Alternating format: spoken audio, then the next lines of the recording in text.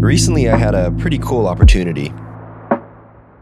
I was commissioned by Salomon, the outdoor sportswear brand, to shoot photos and videos, as well as produce a BTS reel for their Welcome Back to Earth campaign. In today's video, I wanted to show my process and provide some insight on what goes into making a Super Bowl campaign. I just wanted to make a video that recaps sort of the flow of what goes into such a large production and my personal role and how I went about capturing both photos, video, and also the entirety of the BTS reel that I produced. I was offered a pretty unique opportunity to shoot social assets for this campaign for Salomon's main channels and also shoot BTS of the actual shoot that took place in the city of Ljubljana and also the mountains that surround Slovenia. So I flew in from Japan through Frankfurt into Ljubljana late night. I think I landed like 9:30 p.m. and we started shooting the following morning at like 6 a.m. The first 2 days were on set in the city, downtown Ljubljana. They had certain locations completely roped off, completely secured for the actual shooting, which took place in a cafe, in the streets. They had a certain scene with hundreds of extras around a station and a whole load of other smaller scenes. And also they had this giant blue screen room. This room was extremely large and they had this crane rig system. The main talent was rigged up and they were shooting her floating and flying and all these acrobatics so that they could then go ahead and VFX and CG her into the middle part of the commercial, which had her basically flying through the space cosmos, flying her back to Earth. So the difficult thing was I had to shoot photo and video, and additionally, I had very limited time and opportunities to get off quick snapshots,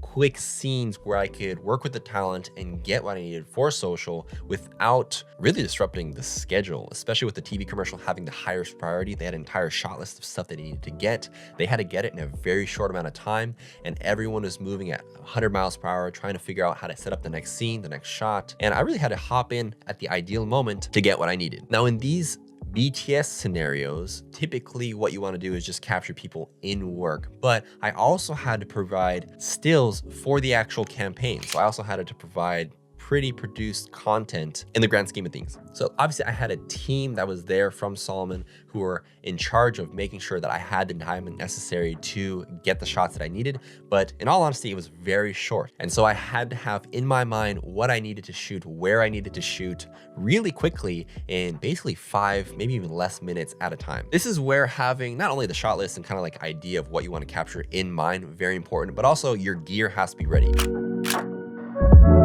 To touch on the gear, I really try to pack as small as possible. When you're running and gunning, you really don't want your gear or changing lenses to really affect the little opportunities that you get that you need to capture what you can in those timeframes. For photos, I kept it really simple. All I did was carry my Canon R5 and I decided to go with only one lens. And that lens is the RF 28-70. Now this lens is an f2 lens and the stills that you can get out of this lens are pretty breathtaking. Essentially what I like to think of this lens is as 4 lenses in one. It's got a 28, a 35, a 50, and a 70 technically. And because this system is so fast with autofocus and it just provides beautiful images, I decided to go with just this camera for this project. Besides this setup being ridiculously expensive, this lens is also tremendously heavy. So for certain scenarios, I probably wouldn't recommend this setup, but for this particular case, I wanted to make sure I had the highest quality photos possible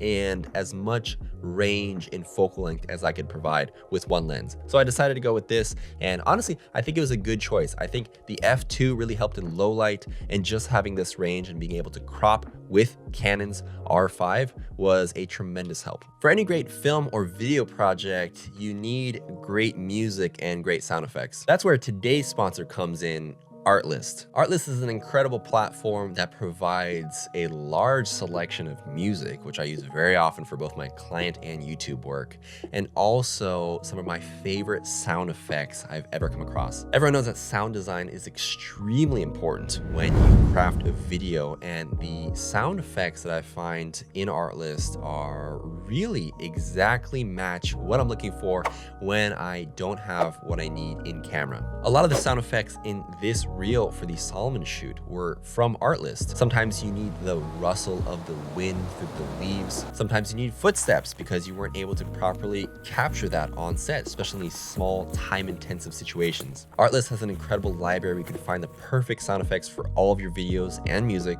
A lot of times I like to use key terms like whoosh, impact, transition. They also have this cool feature called add to collection, where you can go ahead and create a collection for a particular project or even just sound effects in general that you want to reuse. If you use the link down below, you get 2 free months off of your next Artlist subscription, which is pretty big. It also helps support myself in this channel, so I really appreciate Artlist for sponsoring this video. If you're interested in great music, great sound effects, they also have footage, a lot of other stuff. If you go through it, it's linked all down below. Thank you, Artlist. For video, I decided to use the trusty FX3 because of its dual native ISO of 640-800 to 12,800. I decided to bring 3 lenses. One, the 10-18, I've spoken about this a lot on this channel. It's such a dynamic, interactive lens that allows you to get such interesting wide angle shots. And so for the reel and also the majority of the loops that I provided to Salomon, I used the 10-18 either handheld or actually brought the DJI RS2 gimbal, which I attached.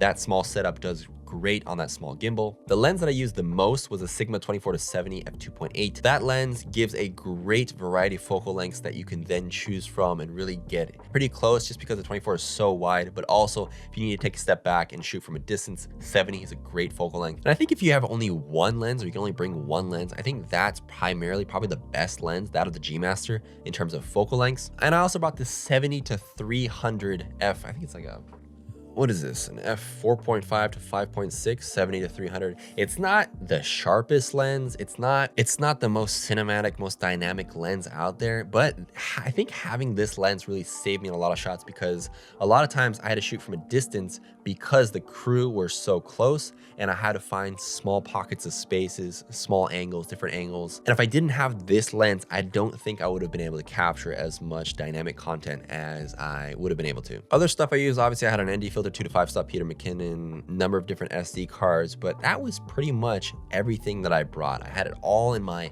Wandered 41-liter backpack and a side bag. I also brought the DJI Mini 3 Pro, and this is a small drone that is really light, really easy to use, really easy to set up. And I use this for a number of shots, both in the city and also in the mountains. And this came out really handy as well. So with this setup, after we finished the city shots, we then moved into the mountains and we shot in 2 separate locations. One more of like a forest vibe, and the other one was like on the top of this giant, incredible, just breathtaking, just incredible mountainside, which was like one of the most incredible locations I've ever shot in. It was pretty incredible to watch hundreds of people work at lightning speeds to break down sets, build up sets, set up the lighting, set up extras, set up the different things necessary for capturing each shot on the shot list. And it was also very interesting to see how many of the shots on the shot list didn't make the final commercial. For any sort of commercial shoots that I do, I also have an idea of what I need, and eventually in the final cut, a lot of it doesn't make it. But some scenes were cut out completely, and these scenes were extremely tedious to set up, and it's just interesting to watch how much actually makes it into the final film. My role in particular was very intense, very fun, but very difficult in terms of being ready at all times. Basically, the shooting days started from like 6 a.m. and then went up till like the sun went down. So it was like 5, 6, 7-ish. And basically you have to be ready, but also you have to make time for yourself. And you have to be very proactive in finding the right moments to go ahead and ask for availability for the model. And also you have to be very respectful of all the other people who are trying to do their job and trying to do their job at a very professional level. If I was just capturing BTS, then the entire job and the entire setup is much more simplified, just because you just need to find angles of how to make the entire set look very cool and look very interesting for the audience. But because I was tasked with shooting also a lot of assets for the social campaign, the social rollout, which is very important, I had to be really proactive and find ways to get different angles, also speak with the directing team, with DP, with the other photographer, Jake, and figure out moments where I could have 5 minutes, maybe not even that, maybe just a couple minutes working with a talent, sliding in, having both my FX3 calibrated, ready to go for the scene that I had in mind, but also have my stills camera then ready to switch out, fire off a few shots, and get what I need and feel comfortable at the end of the day with what I could get. The amount of time I had with the talent, like one-on-one each day was minuscule. It was like 15 minutes, not even that. So it's really difficult to be able to do a highly efficient job in the actual time that you have. And this is most commercial client jobs, especially when you're working under very tight deadlines. It's very easy to set up beautiful lighting, to have the perfect setup and have your stuff calibrated when you have all the time in the world. It's very difficult to get high quality assets in very tight deadline, very high intensive situations where you really don't have much time and you don't have much preparation. I would say the things that helped me the most were being very seasoned in exactly what I wanted the model to do. So I was able to direct them. I was able to direct the talent Lee exactly how I needed her to move for the video. So I would just quickly pop in, say, hey, I need you to do this particular movement, or I need you to do this, or I need you to pose in this exact way. I would go in and step in and show her exactly the body position, what I needed to do in terms of action. Then I would go back, I already have my camera set up, roll it, do it one or two, at least 2 times, hopefully. And sometimes I only had 1 take, and then that's it. She moves on. Or if I have a little bit more time, then I switch out my camera to my stills camera, my R5, snap a couple photos, get her moving in a couple different ways, and then essentially get both video and photo within 3-4 minutes tops. It was a really great learning experience, and I think the final output of what I was able to accomplish and what I was able to produce, I think I was able to do probably some of the best stuff that was possible in that time frame. Obviously, if I were to redo the project, I have all these other new ideas, but that's with any project, right? You can view the majority of the assets on Salomon's Instagram channel and also the full film that they produced on their YouTube channel if you're curious. The reel that we produced together, we collaborated on a post, and you can view that on my Instagram channel as well. I'll link that below. So yeah, that wraps up this video. If you have any questions on this shoot in particular, please leave them down below. I've also been doing a lot more client work recently in the second half of last year, and also these first 2 months have been really hectic. Planning to do a lot of videos, maybe some breakdowns on those client projects on this channel. So stay tuned. Please like, subscribe, all that jazz. And I'll see you guys in the next one.